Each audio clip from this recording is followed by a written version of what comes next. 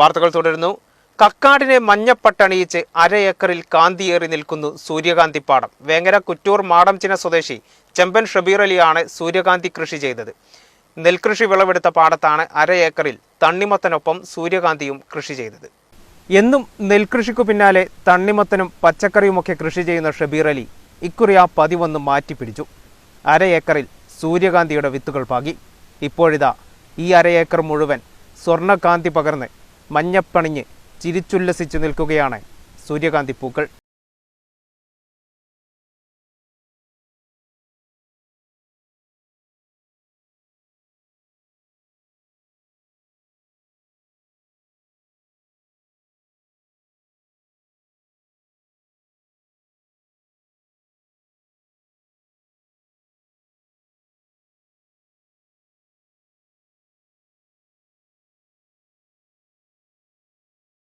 കൂരിയാട് വയലിലാണ് അര ഏക്കറിൽ കൊടും ചൂടിലും കാന്തിയേറി സൂര്യകാന്തികൾ ചിരിതൂകി നിൽക്കുന്നത്.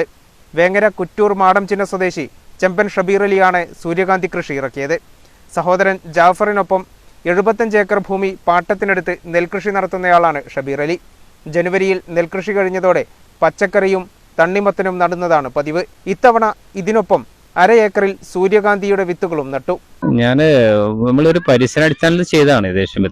നമുക്ക് കൂടുതലായിട്ട് ഇത് വ്യാപിക്കാനുള്ള അഭിപ്രായത്തിൽ നമുക്ക് ഏകദേശം നമുക്കൊരു ഒരു ഇത് വേണമല്ലോ, പരിശ്രമമാണല്ലോ, ശ്രമമാണല്ലോ. നമ്മളെ ഒരു വിജയത്തിന് വേണ്ടി മുന്നോടിയായിട്ടുള്ള നമുക്ക് ജസ്റ്റ് നമുക്ക് ഇതൊന്ന് പരീക്ഷണം ചെയ്യണം. അപ്പോൾ പരീക്ഷണം ചെയ്യുമ്പോഴാണ് നമ്മളെ അനുഭവത്തിൽ കൂടി നമുക്ക് ഏകദേശം അറിയാൻ പറ്റുള്ളൂ ഇതിന്റെ കീടങ്ങൾ എങ്ങനെയാണ്, ഇതിന്റെ നമ്മളെ കാലാവസ്ഥയിൽ എങ്ങനെയാണ് ഇത് അതിജീവിക്കുക എന്നുള്ള ആ ഒരു ആവശ്യത്തിന് വേണ്ടി ഞങ്ങളിത് ആദ്യം ചെയ്തത്.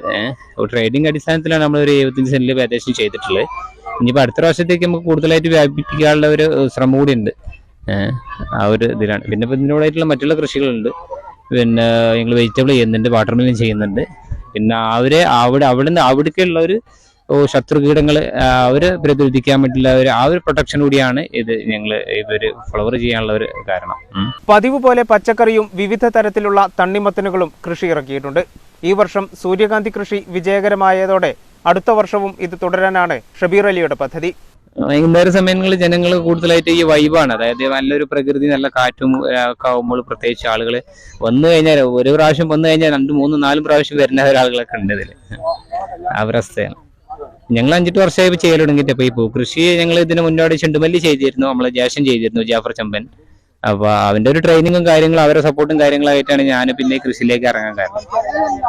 നമ്മൾ സീസൺ സമയത്ത് മാത്രമേ ഇറങ്ങും. പിന്നെ കൂടുതലായിട്ട് വെജിറ്റബിൾ ചെയ്യും, പിന്നെ ഫ്രൂട്ട്സ് ചെയ്യും. പിന്നെ അങ്ങനെ ഒരു ലെവലാണ്. ഇനി അടുത്ത പ്രാവശ്യത്തേക്ക് ഞങ്ങൾ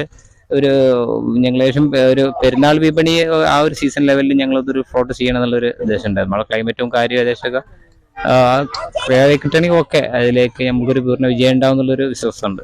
വിത്തുപാകി 50 ദിവസം കഴിഞ്ഞാൽ സൂര്യകാന്തികൾ പാകമാകും. കൃഷിയുടെ സാധ്യതകൾ ആഴത്തിൽ പഠിച്ച ശേഷമാകും അടുത്ത തവണ കൃഷി ഇറക്കുക.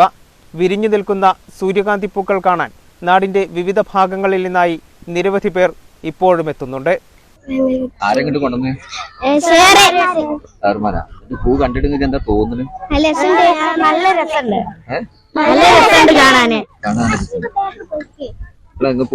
പൂ കണ്ടിക്കണ പിന്നെ ഉണ്ട്. ഞാന് അപ്പുറത്ത് അവിടെ കണ്ടില്ല, ഞാൻ കണ്ടു.